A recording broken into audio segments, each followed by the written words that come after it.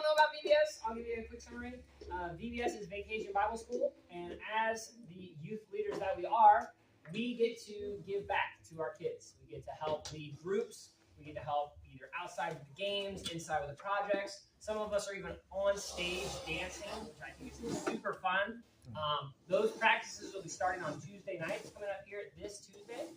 If you're interested in doing that, 6:30 to 7:30, we are going to be dancing, learning the songs. It is a lot of fun because we're fun people. It's fun. All right. So if you're interested in helping anything at all about VBS, even if you're like, hey, I don't do this kind of thing, I don't know what to do or how to do, there is also where we give the kids snacks and food and stuff like that. You can help out in the kitchen. That's always great. And if you're like, forget it, old man, I'm not signing your paper, that's fine too. I'm not going to be mad at you. I'm forced to help out. Did you just jump the whole line over here but pass it backwards? You've ruined everything, Jackson. How could you? It's not Izzy's fault, right? It was her fault. Okay, she wasn't even paying attention to me. All right. So, for those of you that, yes, Haley. Sorry. Do you want to put Audrina's name down because she's a nurse? Yes, just put her name down. She's not here, so we volunteer. She doesn't get a choice. Good. All right, so if this is your first time here in youth, raise your hand. First time here. You've been here before, haven't you? Yes. It's been a while. I know it's your first time, Tanner, right? All right, so go ahead, Tanner, and state your name, your grade, where you go to school, and your favorite vacation spot. My name's Tanner. I'm 17. I'm homeschooled in Miamisburg, but I go to Miami Valley Career Technology Center, and their vacation spot we go to before every year. Nice. Just love the beach?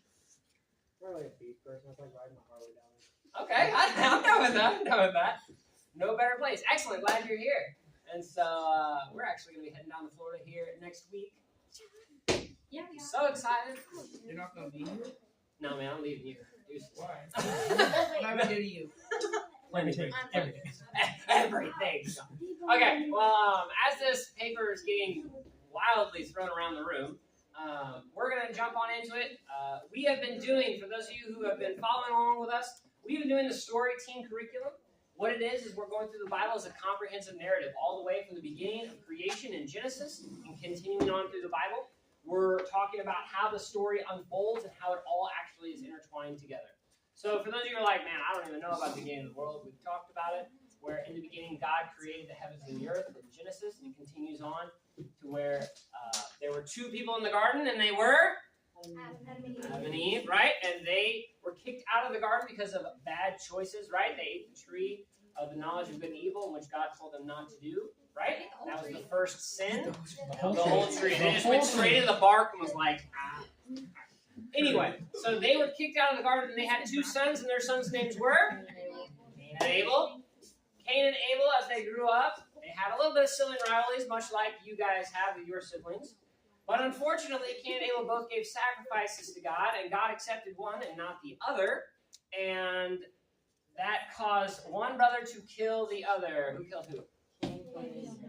Yes, Cain killed Abel. And it was the first murder. And because of that, there was much sadness. We continue on in the story. We have Abraham. Abraham was known as the father of many nations. Abraham and Sarah were husband and wife. And they were promised to have a child, right? And so make sure you guys sign in on that tablet, too. Yeah, we don't want to get called out. Tanner, I know you're going to punch in your name and nothing's going to come up. Stacy or Pam or JJ, one of you guys. Absolutely not. I have no clue. JJ is no help to you. Don't look to that guy. He's just here. Abraham Or C. Okay. We'll help get you logged in.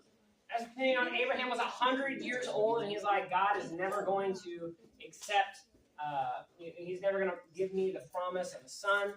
Sarah was 90 when she had Isaac, and Isaac was the offspring of Abraham and Sarah that continued on. Isaac had sons, right? Well, many. 12 sons. That's actually Jacob. But you jumped together. It's all good. So a lot of the story we're continuing on, and we continued on last week with Joseph, right? And so Joseph had all the brothers, right? He was the son of Jacob. And so Joseph had all these brothers, and his brothers hated him because he was the favorite. And so what did they do? Somebody tell me what they do to Joseph. Braden. So they ripped up his clothes, and dipped his robe in goat blood Yes. to show him to his dad. Then And they he sold was him off dead. as a slave. And then they sold him as a slave. Any of you considering selling your siblings off in slavery, please don't do it. I did look straight over here at, no, I'm just playing, buddy. All right, but honestly, it was a bad way going worse. They sold him into slavery into Egypt, and there he stayed. We talked about rags to riches, how he was faithful to God and ended up being thrown in jail for a crime he did not commit. Potiphar's wife, who was his master's wife, tried to force herself on him in a sexual manner. He said, "No way, Jose," ran out of there. She lied about it, and so he was thrown in jail for years. He was in jail over something he didn't even do. And even through all of that, he was faithful to God. God brought him out of the prison and made him second in command over all of Egypt, which allowed him to not only interpret the Pharaoh's dream about the 7 years of plenty they were going to have and the 7 years of famine, but also to provide for his family, who eventually came to Egypt and were blessed by him. So, it's an amazing story. If you guys haven't heard any of those sermons or want to catch up, you can find all of them on our website at Flip 180 Youth, on our YouTube page, and you can watch them there. So, we're going to continue on today. Anybody not signed in? Honestly, if you're not signed in, I need you to sign in. Did you sign in? Dieter? Everybody say, Dieter! Dieter! Make sure you sign into youth and not kids. Okay. We are going to continue on with our story. Is everybody ready? Yes. TV behind you. Will. No way, it was on. Man. No, it was never on. Don't talk to me like that. Great American Baking Show. That sounds fun. Yeah, There we go. we're ready. Roll that DVD footage. Oh, no, no.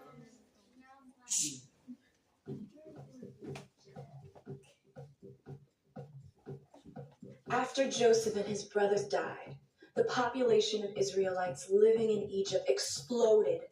It grew so large that the new Pharaoh was fearful that they would form an army against Egypt. So he made the Israelites slaves, forcing them to make bricks all day long. Then Pharaoh took it a step further. He issued a ruling that all newborn Hebrew boys should be killed. Soon after that, an Israelite woman gave birth to a son. Fearful he would be killed, she put him in a basket and placed him in the Nile River. The basket floated downstream and was found by Pharaoh's daughter. She raised the boy in Pharaoh's palace as if he were her own child. She named him Moses. Years later, Moses saw an Egyptian beating an Israelite slave. Moses became angry and murdered the Egyptian. Fearing for his own life, Moses fled into the wilderness where he became a shepherd. One day while he was tending his flock, he saw something incredible. A bush that was engulfed in flames but was not burning up. Then Moses heard God's voice coming from the bush. God had seen the suffering of the Israelites and wanted Moses to lead the people out of Egypt. So Moses went back to Egypt and met with Pharaoh. He asked that the Israelites be given a short break from their labor to hold a festival to worship God. Pharaoh not only denied the request, but made the Israelites' work even more difficult to punish them. But this was just the beginning. To prove that God was on Israel's side, God brought great disasters called plagues on Egypt.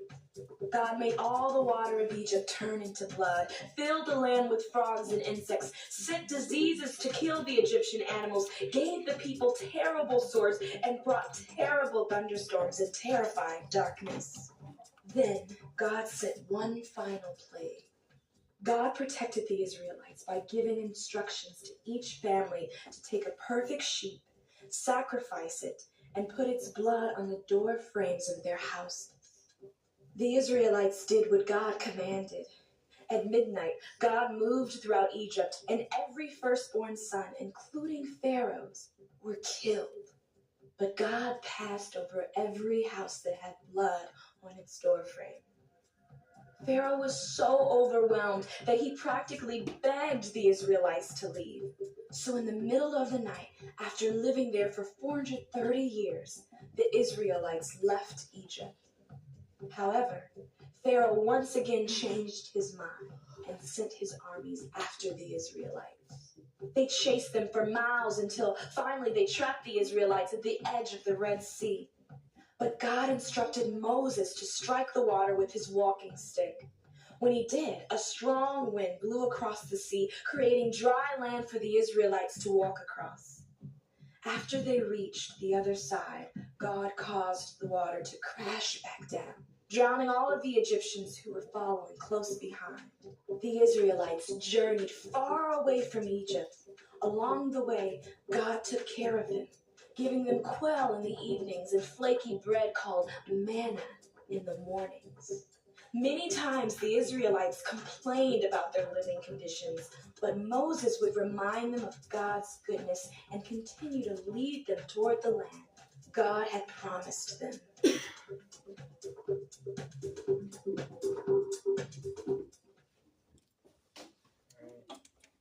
So, the story of Moses. Now, for some of you, you're like, hey, I've heard this story before. For others of you, you're like, whoa, that's a crazy story you got there, Pastor. And we're going to go through it. Well, what I want to preface here before we go into this is a lot of people look at the Bible and they look at the stories from the Bible and they're like, oh, that's just all that it is, a story. Somebody tell me, what's the difference between fiction and nonfiction? You guys are all scholars in here. Not real, fake, right? Is the Bible a fictionary book or a non-fictionary book? Okay, so you all just said, right, this story really happened. Okay? I want you to remember that. Okay? Because as we go through stories of the Bible, especially when we're talking about these stories of the Old Testament, a lot of people want to look at it and be like, okay, that's a nice story and all, but that's ridiculous, right? I'm here to tell you it's not. It's a real thing. It really happened. And if you want to look historically and be like, all right, prove it.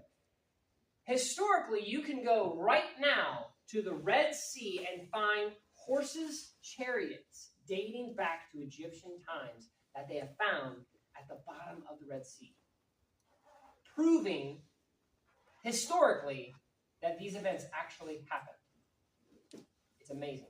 But as we're going through the story, I want you to understand this is real, okay? And it really happened. Story of Moses' deliverance of the children of Israel. Moses, born into a world of uncertainty. When you all were born, do you know of your parents having trouble when you were born? Were the doctors going to take you away from them and kill you? Don't think so. Most of you would probably be like, no, my parents were really happy to have me. There was no law stating that they couldn't have me, so thus I'm here. You have to understand, the king of this time, the Pharaoh, said, every male boy born has to be killed. Period. Worse than that, it says in the scriptures that they took the male boys and they threw them into the Nile River to be eaten by the crocodiles. Jeez. What do those babies do to you? They did not care at all. It's not about what they did then. It's about what they will do. The Pharaoh was paranoid about the rise of people. All right? The rise of people meant the rise of power against him. And he wanted to control that. Everybody thinks about how bad murderers like Hitler and other people were throughout history that you learn about in your books. But all of those things, all of those times where there was mass genocide, it was because there was a potential power that could rise up against the leader. And so he said, if you're a male, you're gone. And so the mom of Moses was so just heartstruck by this, she was like, I have to save my son. And so she did the only thing she knew how to do. She took him, she put him in a basket, and floated him down the Nile and prayed, God, spare my son. Now, again, Braden, don't, just don't. Right? I know all of you are like right now, look, Pastor, couldn't there have been a better option than putting your baby in a basket and sending them down the river? What would your option be? You're a slave. You have no freedom. You have no decisions that you can make. And just to let you know, there is soldiers coming to your door right now to take your child and brutally murder it. Basket. We're going to go with the basket. All right. It wasn't about the basket. It was about she trusted God to take care of her son. Okay? She trusted that if it's the Lord's will, she knew that God would spare her son and bring about his life. And that's what happened. He had no guarantee he would survive, but God watches over your life before you were born. I want you to understand that. Even before you were born, even before you are who you are today, God knew you, he saw you, and he had a plan for you. And some of you, that's hard to believe. Some of you look at your lives and you're like, man, if God expected this life for me and him are going to have some words. You don't know what I've been through, Pastor. You don't know the struggles that I've gone through. You don't know the pain that I've been through. I do know that you're here. I do know that right now in this very room, you have the opportunity to hear, if you're listening, the words of truth. That God still loves you. He cares for you. He has a plan for you. Now, whether you believe that or not, that's totally on you. That's not on me. I'm just telling you what's truth and what's real. God is still watching over you. Think of the provision God gave to his family. His mom was able to take care and nurse him until he was grown. So when Pharaoh's daughter found Moses, she said, hey, I need someone to feed him. Obviously, when mothers give birth to children, God has designed and created them in a way to produce milk so that they can feed their children. And so who did she find but Moses' mother, actual mother, got to raise him protected from everything bad that could happen. Amazing provision. Beyond that, now Moses grew up in the palace as a prince of the Pharaoh of Egypt, which means he got the best education, the best food, all of the rights.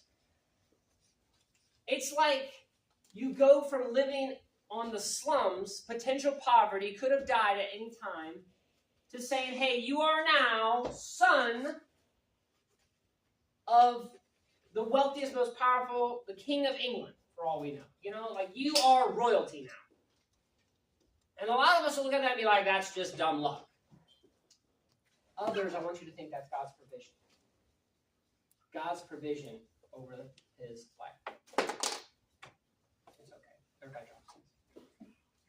Moses fled for his life. He fled for his life because he killed an Egyptian. When he got older, the Lord started to move on his heart, even as a young man. All right? What the Lord has instilled inside you, you know what's right and wrong, and sometimes things bother you. Whether you act upon it or not is, again, your decision. But you know inside when something's wrong. You see it in your schools all the time. Don't act like you don't. Sometimes it happens to you and you wish someone else would see it too. You wish someone else would stand up for you. You wish that someone else would have done the right thing because you know it's wrong. And if I was in that position, I would do something. God will say, oh, would you? What about this? What about that? And he's asking you, are you going to stand up for what's right? So we saw an Egyptian beating an Israelite slave. And in scriptures, he was going to be beating him to death. And so he came in and he murdered the Egyptian. And now he's like, I just killed an Egyptian. And I'm the prince. What's this going to do? They're going to kill me. And so he fled for his life to the land of Midian. And there he was raised. He found a wife there. He became a shepherd there. He thought, I'm just going to leave Egypt behind. I'm going to grow old here. I'm going to have kids. Life will be great. And then God had other plans in mind. Say it's not over yet. Not over yet. Say it's not over yet. Not over yet. Okay. Because there are times when you think, hey, God, me and you, we got easy street here. Me, you, this job, this house, this wife, this kid, everything's great, right? We are sailing to the end of my life. I've got it all planned. And God's like, oh, do you? Because it's not over yet. God still had a calling on his life that he needed to fulfill. And so one day, while he was out tending the sheep, he saw a bush that was on fire. Now, a lot of you play with fire. I know a bunch of you pyrotechnics in here. All right. Some of you, I heard, even were throwing stuff into a fire the other day, seeing how high it would explode. Something about cream of chicken soup or something like that. I don't know. I don't know. It was just like a bird told me or something. Yeah. Point being, this bush was on fire but was not burning up. Does not make sense. Okay? So when Moses went up to that bush, now the bush says, Moses. Oh, the bush is talking to me. Okay. I'm telling you this, he was not on drugs. All right? I'm just saying. But that would freak anybody out. If you had a bush talking to you, would you not be freaked out? She's like, no, man, that happens to me all the time. No, absolutely not. But the Lord said, take off your shoes, for the ground you're standing on is holy. And so he said, I want you to understand that this is going to be a serious atmosphere. That's what God was saying, all right? When a teacher in a classroom says, all right, listen up. Something important I need to share with you guys. Everybody either is like, oh, man, we got a pop quiz today. I did not study. Or someone's in trouble. Or at other times, it's their body language. It's their impression by their face or the way that they say things. They say, hey, guys, something's happening. Everybody's like, what's going on? Well, so-and-so and such got into a wreck. And we need to pray for them. I know of 4 young men who got hurt over this past weekend. And I have their names. And they're from Milton. And they're in 8th grade. And we're praying for them right now. And when you talk in that manner, everybody listens because they understand it's serious. Okay? So in this moment, Moses knew God was serious about what was going on. God was really about to tell him something that would change his life forever. He said, I want you to go back to Egypt, and I want you to set my people free. Moses said, that is not happening, boss. You got the wrong guy. He even told God no. Okay? So the last time you guys said no to God, remember, other people have done that too. Okay? This is how it played out for Moses.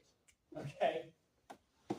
God looked at him and he said, did I not create sight for the blind?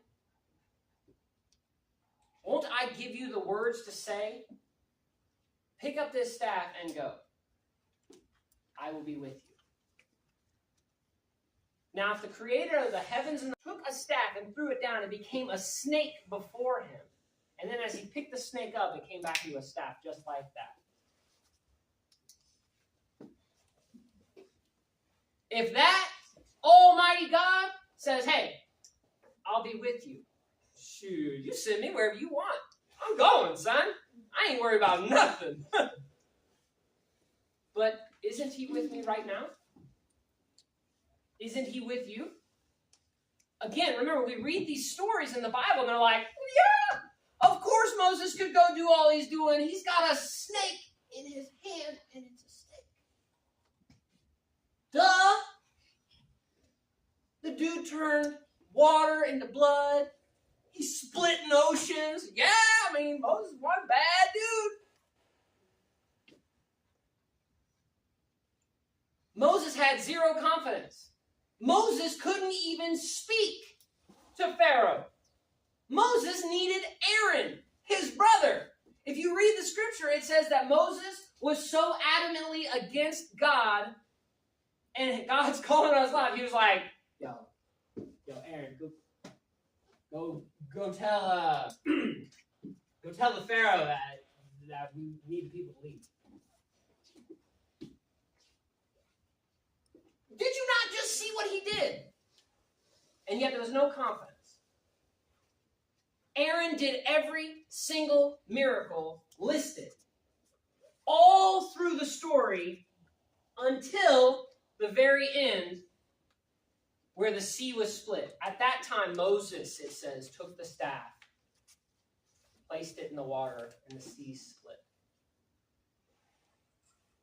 If you're down on yourself, understand God still wants to use you.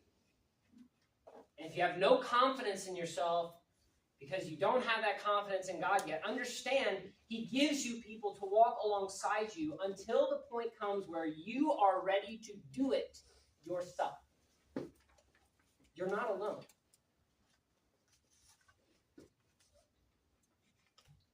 So he obeyed, and he went back to Egypt. And that's when the 10 plagues happened. Rut row is right. Every time one of these plagues happened, in between each one, Moses went back to the Pharaoh. Of course, with Aaron, because he was a chicken. And he said, hey, Aaron, you tell that Pharaoh, more where that's coming, you don't let, the Israelites go. Go tell him. Aaron, go tell him. Aaron's like, hey, the Lord says, let my people go. No, Pharaoh says. And because you asked such a dumb question, I'm going to make them work double. Now, all the people that Moses went to go and set free, the Israelites hate Moses. Why? Because they made him work twice as hard. You buffoon. Water turned to blood right in front of them. Frogs, and I mean frogs everywhere. Y'all, that's nasty. All right? I'm all cool with frogs as long as they're that far away from me. When there's frogs in my bed, nope, we're done. We're all done here. All right? Gnats, flies, diseases on livestock. Every animal in the whole area was killed. I'm dead serious. When you read, it says that the livestock was dead, that the locusts came and ate all the grain. There was no food. There's no animals. All of these massive things are happening. Hail and fire rain from the sky on Egypt. And still, the Pharaoh's like, you don't scare me. Your God don't mean nothing. Your people are staying right here. Darkness. It says that darkness covered all of Egypt. Means 12 noon of the day, it's pitch black at night. And if you're like, that's ridiculous, it's just a story. 5 years ago, not even that, I don't think, in Japan, darkness covered all of Tokyo. You can look it up. It was wild. And when you look, you're like, why did that happen? It's because at that exact time, they were trying to pass a bill to outlaw Christianity in Japan. Dead serious. No, they shouldn't exist. You want to look it up? You look it up. Darkness covered that entire area. Everybody's like, this is straight out of the Bible. There's video of it. I know you guys are on TikTok. There was video of in the middle of the day, darkness. It was like pitch black at night. That's what it looked like. Wasn't no atmospheric thing. Wasn't cloud cover. I'm telling you, the same God that was here is right here, right now. Pharaoh still wouldn't give it up. And so finally, the death of the firstborn son. And this is what happened. They said, hey, I want you to put blood on the doorposts of every Israelite's house because the angel of death is coming through. Okay? He made this abundantly clear. You better, if you want to protect your family, you get them into that house, you put the blood on your doorpost, and you stay in there. That's what they did. And the angel of death swept through and killed every firstborn of the Egyptians. Everyone, including Pharaoh's own son. And at that time, Pharaoh begged them, please just get out of here. But once again, his heart changed. He was mad, upset. And his indecision cost him his own life. He said, they're not going to get away from me. I'm going to get retribution. I'm going to kill them all. So he takes an army of chariots, and they follow after him. We're going to slaughter all of the Israelites. He never learns. He's goofy. He's dead. But point being, the thing is, he wasn't fighting the Israelites. He wasn't even fighting Moses and Aaron. Who was he fighting? Somebody tell me. God. God. This dude was trying to fight God. Everybody say, dumb. You cannot. It's impossible. You cannot fight God. That's right. He resisted the Lord over and over and wouldn't let the Israelites leave. Even when he let them leave, he still was like, I'm going to hunt them down and kill them. And what happened was this. Moses finally stepped up to the plate. He split the Red Sea. They walked across on dry ground, it says in the scriptures. So the water receded so much on both sides that they walked across on dry ground.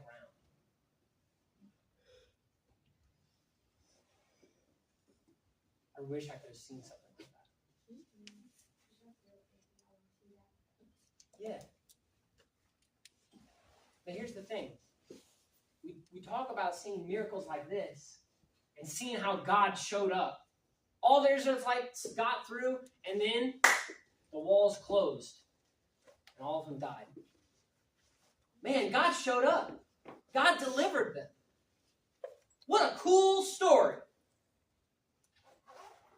But we don't see God doing things right now. Or maybe we do, and we just don't understand it in that way. We chalk it up to, oh, coincidence. Or, boy, that was lucky. I've had incidents before where I see people and they have these crazy near-death experiences. They're like, whoa, I was so lucky. Lucky, huh? You don't think God had a hand in that? I mean, I guess, but he didn't split in the water. So what do? We chalk it up as nothing. How about when your parents are going through a hard scrape and all of a sudden money comes in out of nowhere, or you get extra hours or a bonus at work and it pays for it? Man, that sure is lucky. What happened to saying, wow, God provided again? How about that? God blessed me again. Just recently, cousins of ours, Aaron, they were to have their baby early. And every time when babies are delivered early, everybody gets scared. Is the baby going to be okay? Blood pressure's bottoming out. What's the heart rate? What's this? What's that? Emergency C-section has to be taken. We have to get the baby out to save it. All these things are taking place. And whenever it's done, everybody's like, boy, that was lucky. Man, thank the doctors. They're great. I have nothing against doctors. Hear me. Nothing. But if you don't acknowledge God as doing anything in that, you're mistaken. You're totally mistaken. Do you know that the very concept of life itself and the growth of a baby inside of the womb of a mother is all God? And yet we acknowledge none of it. The very story that we read through the scriptures over and over and over. Oh man, God was so cool back then. But we never acknowledge how cool he is now in our lives. We never acknowledge about how he gives us peace and courage and strength. Wisdom when we have none. Provision when we need it most. Money to pay for cars and bills. Scholarships for college. You know, I look at my life and I look at the things that the Lord has brought me through. And it's just that. The Lord has brought me through those. Most of you, if not all of you in here, know my story. You know how I was once a very troubled teenager. You know how I attempted suicide. You know how I wanted to end my life. And yet, at the very bottom of that cliff that I laid, looking up in the sky, without a scratch or without a broken bone, without anything wrong with me, and just crying. Body. But in that moment, I had to acknowledge that God still had a plan for me. And everything didn't change instantaneously. It wasn't this radical moment where I'm like, what? There it is. I'm going to serve the Lord with all my life. No, but it changed because I knew there was something real, and I wanted to know what that was about.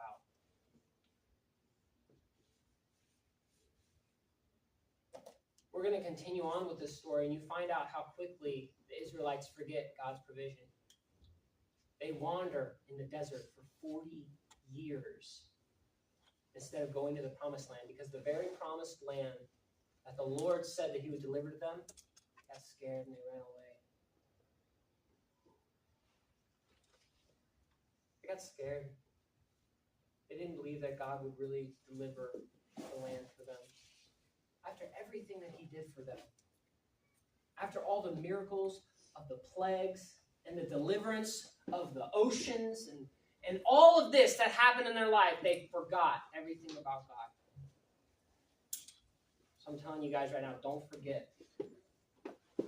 Don't forget the moments where God's talking to you. I don't care how old or how young you are in this room. God is walking with you. He's known you before you were born. He cares for you more than anybody in this world ever could. And he's got a plan for your life. Let's pray. Heavenly Father, Lord, I pray that your Spirit would be real to these students. God, I pray that each and every one of them that are in this room, God, would know that they are chosen by you to do great things for you. God, that you knew them long before they were born, that you've called them, that you want the best for them. And God, I pray that you would continue to speak life into them. You would draw them to you, and that they would have a desire to learn more about you. God, we thank you for this service. We thank you for the impact of Moses and the story, Jesus, that we can apply to our own lives. In your name we pray. Amen. Amen. Okay, so next week, continue on in the story. I encourage all of you guys to be here. We are going to be going to water baptism here very soon. Libby, you can go and get changed whenever you want. What's happening right now downstairs, I want to give a little bit of education on. You don't have to record or anything.